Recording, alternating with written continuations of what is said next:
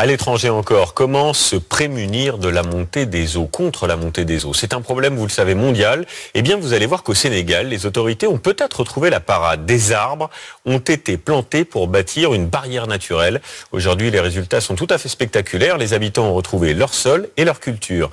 Reportage signé Marc de Chalvron et Marianne Getty. C'est une forêt en bord de mer qui semble être là depuis l'éternité. Et pourtant, ces arbres, qui relient les villes de Dakar et de Saint-Louis sur 180 km de côte, sont sortis de terre progressivement en 50 ans à peine. Cette bande de fleurs est une fierté pour nous. Avant que ça venait ici, il n'y avait que du sable blanc, qui ensevelissait les cuvettes maraîchères, qui empêchait la vie. Une barrière naturelle érigée par l'homme à l'initiative de l'État pour ralentir l'avancée de la mer et du sable. Et un arbre, le filao, qui n'a pas été choisi par hasard. C'est le seul arbre qui réussit aujourd'hui en bordure de mer. Mais en plus de ça, c'est une espèce qui résiste à la sécheresse, mais aussi qui est peu exigeant en eau. Pour nous, c'est un or. Une forêt qui vaut de l'or.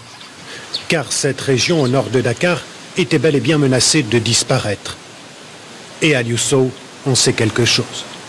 Il habitait là dans les années 80. Les restes de son village sont aujourd'hui ensevelis.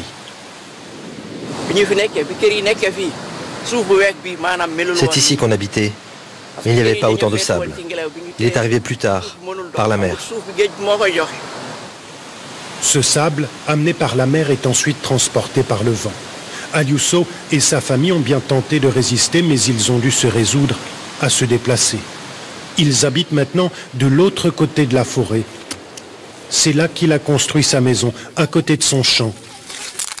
Cet agriculteur cultivait déjà ici même avant de s'y installer, mais la forêt de filao lui a permis d'augmenter considérablement ses rendements. Avant, on cultivait aussi, mais on n'avait presque rien, parce que les dunes envahissaient tout. Le sable avançait, mais depuis que la forêt est là et qu'elle a arrêté le sable, tout ce que tu sèmes, tu le récoltes.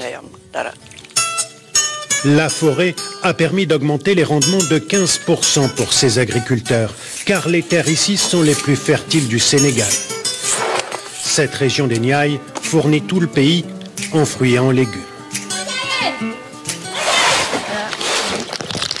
Mais c'est là le résultat d'un travail incessant, car cette forêt a besoin d'être entretenue.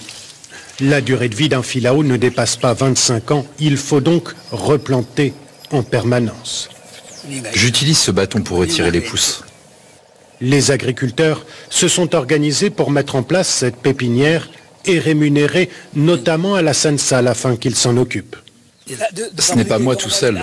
Il y a beaucoup d'autres pépinières. C'est un travail important. Il faut en prendre soin des pousses. Que les animaux ne les mangent pas, que les enfants ne les abîment pas.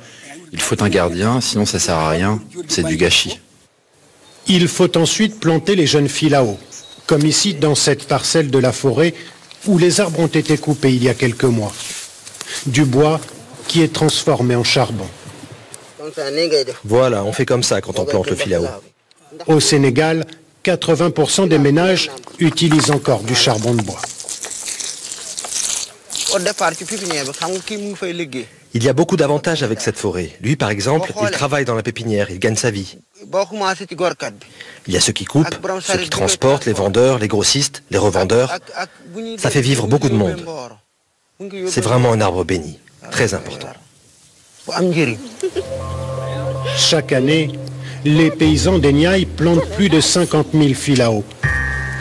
Un chantier permanent pour maintenir cette forêt aux ressources multiples.